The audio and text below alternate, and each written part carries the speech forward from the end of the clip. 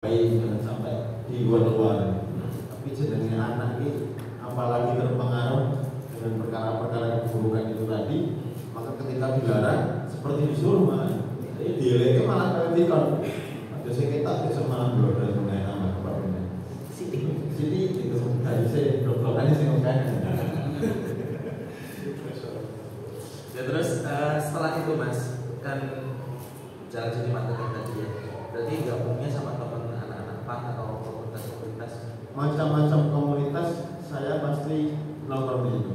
Mau anak PAN, anak Vespa, mau anak reggae, komunitas tato dan lain sebagainya, anak motor nongkrong pasti nongkrong gabung semua. Yang saya tidak pernah membatasi pergaulan pribadi saya. Anak justruan atau juga nongkrong, dengan anak muda juga nongkrong, orang tua juga nongkrong juga. Jadi jarang membatasi pergaulan saya sendiri. Ya. Terus ketika seperti itu memang kondisi saat itu nyaman banget jadi kumpul-kumpul sama teman. Kalau dibilang nyaman, memang keadaan saat itu di zona nyaman. Tapi zona nyaman dalam maksiatan tadi. Bagaimana waktu ketika dulu itu saya mencari kebahagiaan. Itu saya mencari kebahagiaan. Tetapi bahagia pun tidak didapat, ketenangan pun belum kita dapat juga. Jadi seolah-olah orang yang ingin bermaksiat, keadaan tidak sadar, sebenarnya itu pun mereka ini gelisah. Jadi tidak ada namanya orang ini bermaksiat kepada Allah, hadir ketenangan, hadir kebahagiaan. Maka ketika ada orang bermaksiat kepada Allah, bilang mereka ini bahagia di situ, sebenarnya mereka ini menipu hatinya sendiri, menipu hati kecilnya sendiri dalam hati. Mereka bilang pun bahagia bisa tertawa. Besok wajibnya sadar dia mumet dia gitu. Oh, apa ini yang dibuka dari motor ini dikalah main ya. Ini besok juga pusing juga sebenarnya. Jadi bukan menyelesaikan masalah tapi menjadi tambah masalah. Sebenarnya orang ini ketika ada masalah maksiat pada Allah, bukan untuk menyelesaikan masalah gitu. Ternyata itu kalau saya bilang ini solusinya orang-orang yang kurang belajar gitu. Maksudnya karena seperti saya ini nggak mau dulunya di jalan dan mau diatur, mungkin sampai sekarang cuma mau diatur dengan orang-orang tertentu gitu ya.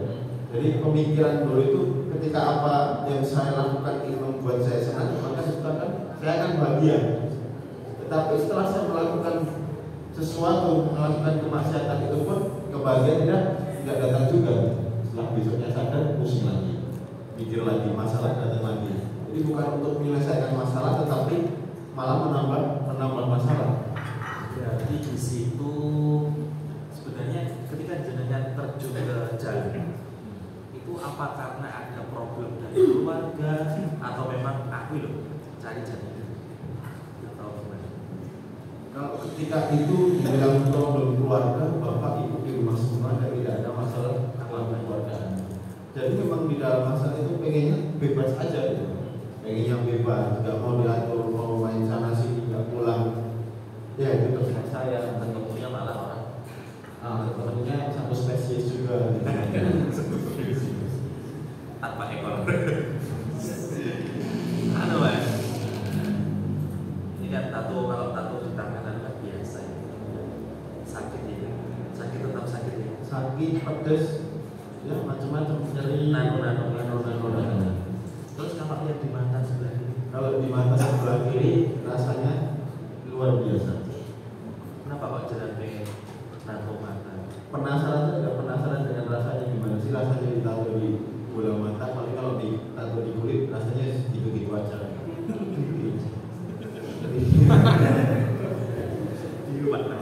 Dulunya hitam. Dulunya saya bikin warna hitam, tintanya maksudnya warna hitam. Tapi dengan lama-kelamaan belum malam jadi berubah warna. Untuk terinspirasi dari lihat teman yang lain atau memang ini coba tak melihat tak pedes ya. Ada temen yang sudah ditato juga, tapi saya cuma penasaran aja gitu. Jadi kalau pengen dilihat wah gitu juga nggak ada pemikiran. Pikirnya cuma rasanya gimana sih? Bisa aja dari awalnya itu cuma iseng-iseng aja. Tapi ternyata rasanya tuh kalau sama dikeroyok orang 10 Pak, dikeroyoknya sudah dikeroyok orang 10 bisa sakit balas soalnya. Tapi ditato motor ini betul sakit balas usah pasrah kalian. Masa pasrah kalau ngalah terus ya. Berapa hari pasrah? Ini cuman sebentar aja. Mungkin 40 hari aja dia di kamar. 40 hari bengkak, dan itu pun nggak cuma bengkak gitu. Sampai setengah badan ini rasanya jadi nggak bisa gerak, dan tangan ini susah gerak, kaki ini susah gerak. Jadi kalau lihat orang itu kayak mungkin udah lebihnya kayak orang sedang ringan gitu, cuma sebelah aja ini nggak bisa fungsi selama 40 hari waktu malam kurang lebihnya seperti itu. Hanya ini iseng tahu Sampai akhirnya setelah udah tambah udah atau ditawarin lagi, kenapa satunya enggak? Kamu aja bisa tato, saya kalau kamu berani tak kasih waktunya. Ya karena memang rasanya luar biasa. Dan seperti yang dibayangkan orang-orang itu, oh kita tuh gini tuh aku sebenarnya efek sampingnya gitu. Tapi karena efek sampingnya cuma memang nggak dilihatin aja sama orang-orang itu. Coba kalau efek sampingnya ketika proses penyembuhan itu dilihatin, di videoin, diupload di YouTube, mungkin orang-orang yang lainnya setelah melihat pertama kali itu gak akan mau nyoba. Karena bengkaknya jadi dari hidung sama bengkaknya bola mata lebih besaran bengkaknya bola mata. Jadi sampai bola mata ini buka ini udah gak bisa, gerak aja udah gak bisa. bengkak gitu. Iya, buka saking besar itu lagi. Jangan ditiru gitu. Oke, kita lanjut. Perjalanan seperti itu tadi sampai semua tahu ya. Digambar semua. Nah, di titik kapan, di tahun kapan Mas Roni Bondan ini mulai kok ada di hati itu ada keinginan atau mungkin rasa jenuh untuk aku ini tidak Gusti Allah mendekat sama Allah.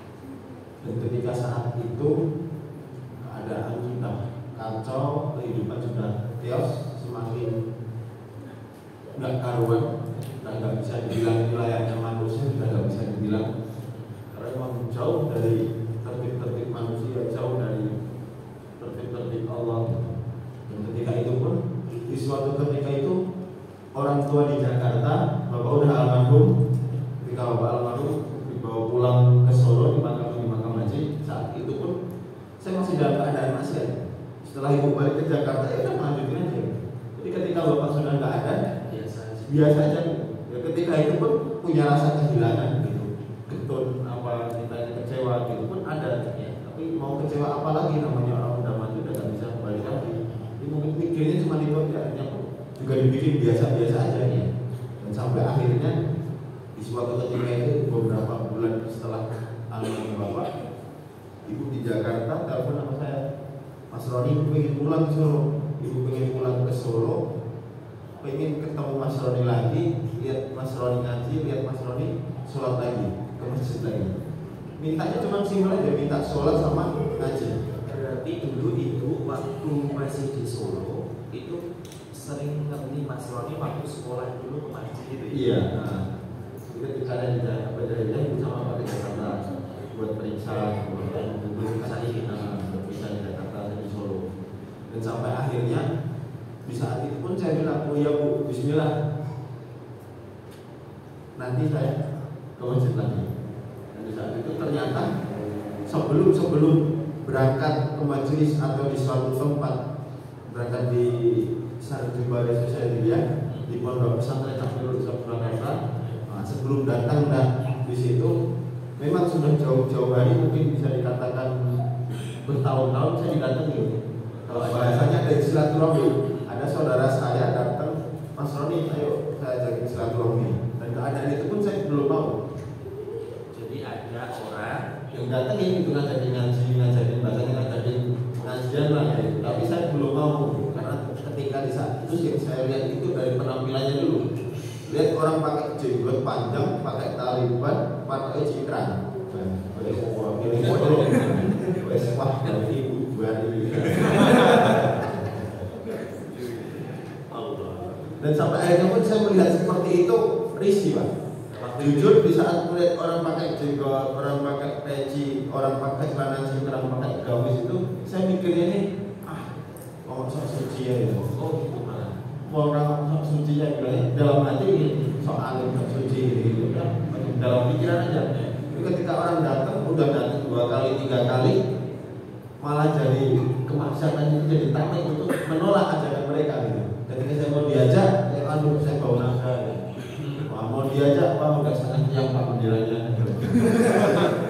punya alasan tersendiri untuk menolak orang mengajak berbuat baik. Tapi beliau nggak ada. Terus aja mengajak itu selama 1 tahun sebelum itu, dan pernah disampaikan nanti kalau pengen ngaji ke tempatnya apa Ali gitu di pondok pesantren Islam. Oh ya, di saat itu habis pagi-pagi saya terima telepon dari ibu, malamnya berapa ibu itu, malamnya berangkat ke takmir itu Pak, ke majelis itu. Saya berangkat tunggu di pinggir jalan raya, di pinggir jalan raya itu saya nungguin orang lewat. Jadi ada orang lewat saya berhentiin. Mas mampir. Oh ya, akhirnya mereka berhenti. Ada berhenti 1 orang. Alhamdulillah berhenti. Akhirnya saya bilang, Mas tolong anterin saya ke pesantren situ di Takmirul. Orangnya kaget. Loh ini nggak biasanya gitu. Tiba-tiba langsung pakai celana singkat, pakai sarung, pakai gamis 3/4, pakai peci. Saya langsung minta anterin saya ke sana. Dan dari penampilan saya itu tiba-tiba langsung ditolak. Padahal biasanya enggak. Biasanya pakai celana jeans, baju copang, camping, udah keadaan nggak karuan. Orangnya datengin, lagi nongkrong, lagi main sana sini. Tapi sampai akhirnya ketika berubah penampilan itu, orang melihat dengan keanehan, akhirnya mereka menolak ketika, aduh Mas, keburu acara ini mau pergi. Pergi Pak, akhirnya mereka pergi. 1 orang itu pergi. Berapa saat kemudian saya nunggu lagi, ada orang lewat, saya berhenti lagi. Mas, mampir. Saya panggil lagi, orang itu mampir lagi. Saya bilang, Mas, tolong anterin saya ke Laweyan ya, ke Takmir gitu. Aduh Mas, ini saya buru-buru ngapain? Nah, itu selang butir ya Mas. Ini gawa, wis pastikan bilang ini selang butir Mas. Orang lagi berkeadaan seperti itu. Akhirnya pun yang kedua kalinya saya nggak jadi berangkat lagi. Dan dalam hati pun saya merasakan, ya Allah, saya dulu bermaksud kepadamu gak pernah ada niat, tetapi selalu tercapai, sukses malah maksudnya. Tapi ketika sekarang saya pengen belajar taat, saya pengen belajar topat, saya pengen belajar hijrah, saya pengen benar-benar niat dari dalam hati, saya udah niat, dan tidak mungkin pertolonganmu tidak akan datang. Berapa menit kemudian ada orang datang, ada orang lewat, saya berhentiin datang setelahnya. Dianterin, Mas anterin saya Mas jalan ke Takmirul. Ini saya jalan Pak. Di saat perjalanan itu dia nggak jalan seperti biasanya naik motor. Pakai berhenti dulu nanya, Mas Roni, mau sadar dari dengan dikirain saya nyuri Pak itu.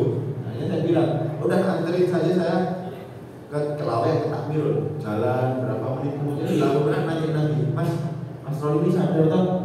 Nggak ngantuk atau nggak mampu atau masa penampilannya seperti itu. Jadi dengan perubahan penampilan itu orang kaget.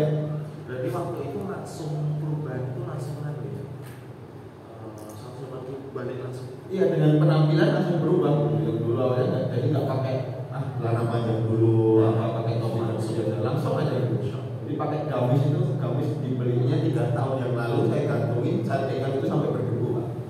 Saking lamanya jadi pajangan aja di rumah. Beli sama kakak sampai 3 tahun lebih nggak pakai di rumah. Tapi itu ketika jalan pakai itu langsung biasa saja Pak. Risi pertamanya sih risi karena memang nggak pernah dipakai itu tadi. Banyak debu kan, jadi tak lepas lagi dikebut geser atau saya hidup aja. Mungkin ini cuma debu di rumah aja. Ini nggak najis, makanya tak pakai lagi. Dan ketika itu juga merasakan suatu keanehan gitu. Karena hidup jauh dari perkara agama, jauh dari perintah Allah, tiba-tiba langsung pakai gamis, pakai sarung, langsung pakai peci. Itu pun merasa nggak nyaman gitu. Wah sumuk banget loh, ngambil orang disiksa yang ini. Pakai sarung, udah pakai celana masih pakai sarung, pakai peci. Dan ketika itu pun nggak bisa, maksudnya langsung pakai peci ini, nggak bisa setiap hari pakai peci ini. Maksudnya pakai handle saya di salahnya segimana bilang bisa dipakai lagi. Biasanya pakai topi biasa. Ngaji, tetap ngaji tapi saya pakai topi biasa. Jadi pakai peci itu masih berat sekali. Dan tadi berangkatnya sampai ke Takmirul Islam. Nah, sampai akhirnya pun turun di Takmirul Islam. Saya turun di situ. Setelah itu langsung saya ngomong sama ada orang di depan majelisnya itu, Pak, dalamnya apa lagi mereka yang kenal mas. Kalau pengen kepanggil, kalau pengen ketemu, pengen ajar tobat dan bahasanya saya pengen belajar tobat, belajar sholat sama beliau. Akhirnya saya datang, diantar, dikawal 2 orang, pakaiannya sama juga, pakai bambu 3 perempat, pakai taliban, pakai celana cingkrang. Itu gue terus Pak Indro Pondok ini ngasih kita gila kan? Oh model ini ada. Dan sampai akhirnya pun di situ datang nggak langsung belajar ngaji, belajar sholat, suruh makan dulu. Soalnya makan dulu, dan makan belum Pak ya udah, dan makan. Udah habis makan, selesai makan, ya udah nyantai.